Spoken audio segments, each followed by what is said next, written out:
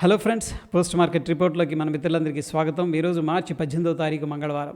Sensex expiry ఉంది. అన్ని indices కూడా చక్కగా పాజిటివ్గా అయితే ఈరోజు గ్రీన్లో క్లోజ్ అయినాయి.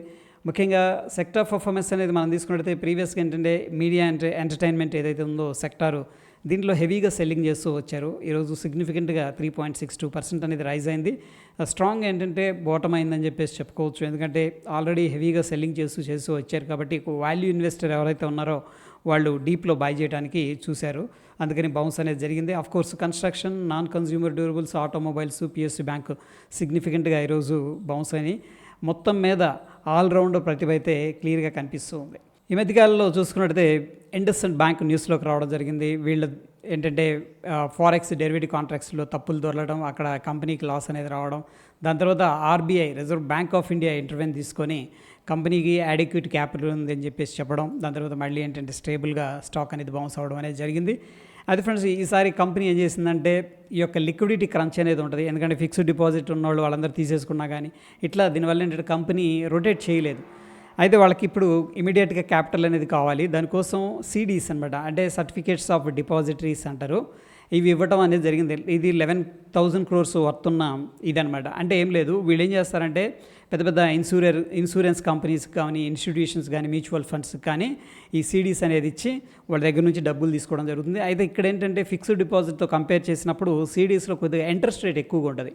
ఒక రకంగా ఏంటంటే అగ్రెసివ్ రిస్క్ అనేది తీసుకుంటుంది. బట్ ఎనీహౌ ఈ లిక్విడిటీ క్రంచ్ అనేది ఏదైతే ఏర్పడిందో దీనివల్ల, ఈ న్యూస్ వల్ల దాన్ని ఫుల్ఫిల్ చేయడానికి ఈ క్యాపిటల్ అనేది మోర్ దాన్ ఎనఫ్ అని చెప్పేసి చెప్పుకోవచ్చు. దీనివల్ల ఇన్వెస్టర్ యొక్క కాన్ఫిడెన్స్ స్ట్రాంగ్గా ఉంటుంది. అట్ ద సేమ్ టైం ఏంటంటే ఎవరైతే డిపాజిట్ చేసుకున్నారో వాళ్ళు కూడా సేఫ్గా అంటే పాజిటివ్గా ఉండడానికి ఆస్కారం ఉంది. ఇక ఈ మధ్యకాలంలో ఏంటంటే small and mid cap shares హెవీగా బ్లీడ్ అవుతూ రాగా ఈ యొక్క లార్జ్ క్యాప్ కంపెనీస్లో ఏంటంటే ఇన్వెస్టర్స్ మంచి వాల్యూ ఉంది, అంటే మంచి సరసమైన ధరలో ఈ కంపెనీలు ఉన్నాయని చెప్పేసి ఇన్వెస్ట్మెంట్ అనేది స్టార్ట్ చేశారు. దాంతోపాటు ఏంటంటే ఈ యొక్క స్మాల్ క్యాప్, మిడ్ క్యాప్ కంపెనీలు కూడా వాటితో పాటు పరిగెత్తుతున్నాయి అన్నమాట పైకి. ఇక అయితే ఈరోజు బ్యాంక్ నిఫ్టీని లిఫ్ట్ చేసిన దాంట్లో ఐసిఐసిఐ బ్యాంక్, హెచ్డిఎఫ్సి బ్యాంక్ అనేది కీలక పాత్ర అనేది పోషించాయని చెప్పేసి చెప్పుకోవచ్చు. గత కొన్ని రోజుల నుంచి మెటల్స్ అనేది షైన్ అవుతూ వస్తూ ఉన్నాయి. అఫ్కోర్స్ నిన్న టాటా స్టీల్ సీఈఓ కూడా మాట్లాడారు, మెటల్స్ పర్లేదు బాగుంటాయి అని చెప్పేసి. ఓకే, ఎందుకంటే యూఎస్ డాలర్ తగ్గుతూ ఉంది, నెక్స్ట్ ఏంటంటే డిమాండ్ కూడా బూస్ట్ అవుతూ ఉందని చెప్పేసి చెప్పడం జరిగింది. ఐఆర్డిఏ షాక్ వచ్చేసరికి 6 days నుంచి కంటిన్యూస్గా లాస్లో క్లోజింగ్ అవుతూ వచ్చింది. But financial year 25 borrowing limit ఎప్పుడైతే ఎత్తేసామని చెప్పేసి చెప్పారో ఈ స్టాక్ అనేది మళ్ళీ బౌన్స్ అయిందని చెప్పేసి చెప్పుకోవచ్చు. అంటే ఏం లేదు ఫ్రెండ్స్, వీరు బయట నుంచి డబ్బులు తెచ్చేటప్పుడు ఒక లిమిట్ పెడతారన్నమాట. ఈ లిమిట్ని మించి వీళ్ళు బారోయింగ్ అనేది తీసుకురాకూడదు అని చెప్పేసి ఆ లిమిట్ అనేది ఎక్స్టెండ్ చేయడం అనేది, అంటే అప్గ్రేడ్ చేశారని చెప్పేసి చెప్పుకోవచ్చు. అందుకని స్టాక్ పాజిటివ్గా ఉంది. ఇక షుగర్ స్టాక్స్కి రెక్కలు వచ్చాయి. ఎందుకంటే బ్రెజిల్ అండ్ ఇండియా ఏంటంటే లార్జెస్ట్ షుగర్ మ్యానుఫ్యాక్చరింగ్ చేస్తూ ఉంటుంది, ఎక్స్పోర్ట్ చేస్తూ ఉంటుంది వరల్డ్ వైడ్గా. బట్ కొద్దిగా సప్లైలో కన్స్ట్రైంట్స్ ఉన్నాయి అండ్ షార్టేజ్ అనేది ఏర్పడుతుంది. దీనివల్ల ప్రాబ్లీ డిమాండ్ అనేది క్రియేట్ అయ్యే అవకాశం ఉంది. అందుకని ఈ యొక్క స్టాక్స్ కూడా సిగ్నిఫికెంట్గా రైజ్ అవుతూ వస్తూ ఉన్నాయి. వరుణ్ బెవరేజ్ స్టాక్స్ వచ్చేసరికి ఈరోజు 5% దాకా సిగ్నిఫికెంట్గా రైజ్ అయినాయి. ఎందుకంటే సమ్మర్ వస్తుంది. సో ఏంటంటే ఈ సమ్మర్లో వాళ్ళ యొక్క ఏదైతే ప్రోడక్ట్స్ ఉన్నాయో ప్రోడక్ట్స్ స్ట్రాంగ్ డిమాండ్ ఉంటుందన్న అంచనాలతో ఆ స్టాక్ అనేది సిగ్నిఫికెంట్గా ర్యాలీ అవుతూ వస్తుంది. రియల్ ఎస్టేట్ స్టాక్స్ కూడా ఈ మధ్యకాలంలో ఏంటంటే మందకొడిగా ఉన్నాయి. బట్ ఈరోజు ఏకంగా 18%, 10% అనేది రికవరీ అనేది కనబరిచినాయి. సెంటమ్ ఎలక్ట్రానిక్స్ వీళ్ళు ఏంటంటే క్వాలిఫైడ్ ఇన్స్టిట్యూషనల్ ప్లేస్మెంట్స్ పద్ధతి ద్వారా ఫండ్ అనేది రైజ్ చేస్తున్నారని చెప్పేసి ఐ థింక్ నిన్న కూడా మనం చదువుకున్నట్టున్నాం న్యూస్లో. సో దానివల్ల ఏంటంటే ఈరోజు స్టాక్ ఏకంగా 19% అనేది ఇంక్రీజ్ అయింది. ఓలా ఎలక్ట్రిక్ ఈ యొక్క షేర్స్ అనేది వచ్చేసరికి ప్రీవియస్గా మనం చూస్తే 52 వీక్ లోలో ట్రేడ్ అవుతున్నాయి. బట్ ఈరోజు సడన్గా 10% అనేది అప్ సైడ్ వెళ్ళటం జరిగింది. ఐపీఓస్ విషయానికి వచ్చేసరికి ప్రదీప్ పరివాహన్ లిమిటెడ్ అనేది ఎస్ఎంఈ కేటగిరీకి సంబంధించిన ఐపీఓ 17వ తారీఖు ఓపెన్ అయింది. రేపు క్లోజ్ అయిపోతుంది. సబ్స్క్రిప్షన్ అనేది అండర్ సబ్స్క్రిప్షన్ అయితే పూర్ సబ్స్క్రిప్షన్ అంటాం కదా, కనిపిస్తూ ఉంది. దీనికి మనం అప్లై చేసుకోవాలంటే కూడా 1,11,600 రూపాయలు అనేది అవసరం అవుతుంది. ఇక ఎనదరు ఎస్ఎంఈ కేటగిరీకి సంబంధించిన డివైన్ హీరా జ్యువెలర్స్ లిమిటెడ్ అనేది కూడా 17వ తారీఖు ఐపీఓకి వచ్చింది. రేపు సబ్స్క్రిప్షన్ క్లోజ్ అయిపోతుంది. అయితే ఫ్రెండ్స్, ఇది ఫుల్లీ సబ్స్క్రైబ్డ్ అని చెప్పేసి చెప్పుకోవచ్చు. దీనికి ఒకవేళ అప్లై చేయాలంటే కూడా 1,44,000 రూపాయలు అనేది అవసరం అవుతుంది. ఇక నెక్స్ట్ ఎస్ఎంఈ కేటగిరీకి సంబంధించిన గ్రాండ్ కాంటినెంట్ హోటల్స్ కూడా ఐపీఓకి 20వ తారీఖు రావడం అనేది జరుగుతుంది. 24న క్లోజ్ అవుతుంది. ఒకవేళ దీనికి మనం అప్లై చేసుకోవాలంటే 1,28,000 రూపాయలు అనేది అవసరం అవుతుంది. అది ఫ్రెండ్స్, ఈరోజు మొత్తం కూడా క్లియర్గా ఒక అప్ ట్రెండ్ అయితే కనపరిచింది.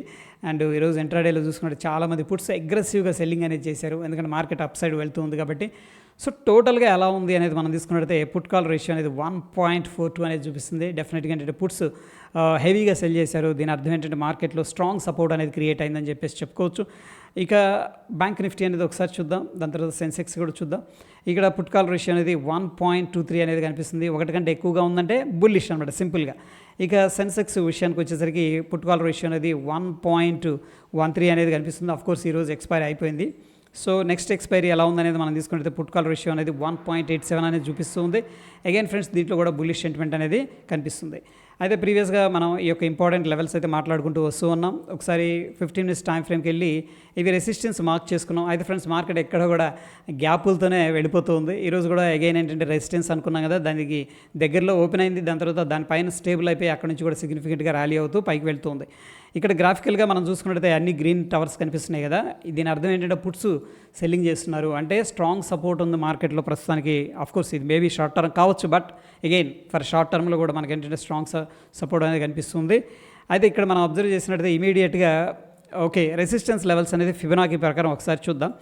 అండ్ ఇది నిఫ్టీ విషయానికి వచ్చేసరికి ఇలా ఉంది. దాని తర్వాత బ్యాంక్ నిఫ్టీ అనేది ఒకసారి చూద్దాం. బ్యాంక్ నిఫ్టీలో కూడా బ్యాంక్ నిఫ్టీ విషయానికి వచ్చేసరికి ప్రీవియస్గా ఇది రెసిస్టెన్స్ అనుకున్నాం, రెసిస్టెన్స్ పైన సర్వైవ్ అయింది. దాని తర్వాత ఈరోజు సడన్గా గ్యాప్ అప్ అయింది. గ్యాప్ అప్ అయిన తర్వాత సర్వైవ్ అయింది, సస్టైన్ అయింది. అక్కడ నుంచి కూడా సిగ్నిఫికెంట్గా ర్యాలీ అయితే వెళ్తూ ఉంది. ఎనీహౌ ఫ్రెండ్స్ మనకి నెక్స్ట్ ఇమీడియట్గా ఇక్కడ ఒక రెసిస్టెన్స్ లెవెల్ అయితే కనిపిస్తుంది based on the price structure 49,613. ఇక సెన్సెక్స్ విషయానికి వచ్చేసరికి మనం అనుకున్న ఇక్కడ ఒక కన్సోలిడేషన్ తీసుకుని బ్రేక్అవుట్ జరిగితే కూడా సిగ్నిఫికెంట్గా పైకి వెళ్ళడానికి పాసిబిలిటీస్ ఉన్నాయని చెప్పేసి, బట్ ఈరోజు ఏంటంటే సడన్గా గ్యాప్ అప్ అయిన తర్వాత కొద్దిగా కిందకి రావడానికి ప్రయత్నించింది, కానీ బయర్స్ ఇమీడియట్గా ఆపర్చునిటీ అనేది గ్రాప్ చేసుకున్నారు. ఏ యొక్క రెసిస్టెన్స్ లెవెల్ని కూడా రెస్పెక్ట్ చేయకుండా సిగ్నిఫికెంట్గా రికవర్ అనేది కనబరిచింది. అది ఫ్రెండ్స్ ఇక్కడ ఇండియా విక్స్ అనేది 1.53% అనేది డ్రాప్ అయింది. మనం గత 2 రోజుల నుంచి కూడా మాట్లాడుకుంటున్నాం.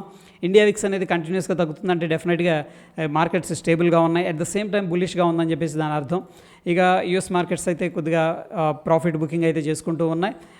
డాలర్ ఇండెక్స్ వచ్చేసరికి స్టిల్ వీక్గా కనిపిస్తుంది. ఇక చూడండి ఫ్రెండ్స్, నిఫ్టీలో మనం చూస్తే మార్నింగ్ కూడా చెప్పుకున్నాం 22,000 ఈ జోన్ ఏదైతే ఉందో 350, 330 ఇక్కడ స్ట్రాంగ్ సపోర్ట్ ఉండే అవకాశం ఉంది. చూడండి 2 టైమ్స్ కాదు 3 టైమ్స్ అనేది ఇక్కడ మనకి సపోర్ట్ అనేది తీసుకుంది.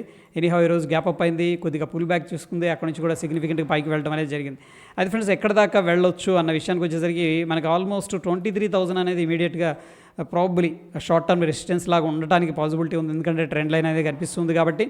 అయితే మనం అనుకున్నాం కదా ఇంపార్టెంట్ రెసిస్టెన్స్ మార్క్ చేద్దామని చెప్పేసి ఫిబొనాకీ అనేది యూజ్ చేద్దాం, ఎందుకంటే చాలా రిలయబుల్గా ఉంటుంది. ఈ యొక్క హై నుంచి కూడా ఈ యొక్క స్వింగ్ లోకి నేను మార్క్ చేస్తున్నాను. సో ఎగ్జాక్ట్గా నెక్స్ట్ మనకి ఇమీడియట్గా ఉన్న టెక్నికల్ రెసిస్టెన్స్ 22,880, ఇప్పుడు 830 దగ్గర ఉన్నాం. దగ్గర ఒక 45-50 పాయింట్లు అనేది మనకి పైకి వెళ్ళడానికి పాసిబిలిటీ ఉంది. దాని తర్వాత 23,100, దాని తర్వాత 23,400 అనేది మనకి ఇమీడియట్గా ఉన్న రెసిస్టెన్స్ లెవెల్స్ అని చెప్పేసి చెప్పుకోవచ్చు బేస్డ్ ఆన్ ద ఫిబొనాకీ. ప్రస్తుతం అయితే బులిష్గా ఉంది క్లియర్గా based on the open interest ప్రకారం.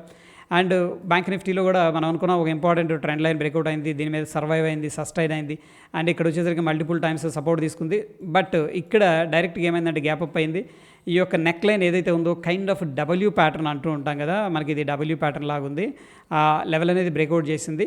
సో ఫ్రెండ్స్ ఒకవేళ మార్కెట్లో ప్రాఫిట్ బుకింగ్ అనేది జరిగిందనుకోండి, సో మనం ఏం చేయొచ్చు అంటే ఈ లెవెల్ దగ్గర నుంచి కొద్దిగా పుల్ బ్యాక్ వచ్చిందంటే కూడా బాయింగ్ ఆపర్చునిటీ అనేది చూడొచ్చు ప్రస్తుతానికి, ఎందుకంటే అగ్రెసివ్గా బుల్లిష్ సెంటిమెంట్ అనేది డెవలప్ అవుతుంది కాబట్టి ఈ విధంగా ఫిబొనాకీ అనేది డ్రా చేసుకొని పుల్ బ్యాక్లో ఇంపార్టెంట్ సపోర్ట్స్ అనేది కూడా ప్రస్తుతానికి ఏంటంటే మనం ఐడెంటిఫై అయితే చేసుకోవచ్చు. ఆఫ్ కోర్స్ సెన్సెక్స్ కూడా మనకి ప్రీవియస్గా ఏదైతే నెక్ లైన్ ఉందో ఈ నెక్ లైన్ అనుకున్నాం కదా 74,741 ఆ లెవెల్ని బ్రేక్ చేసింది.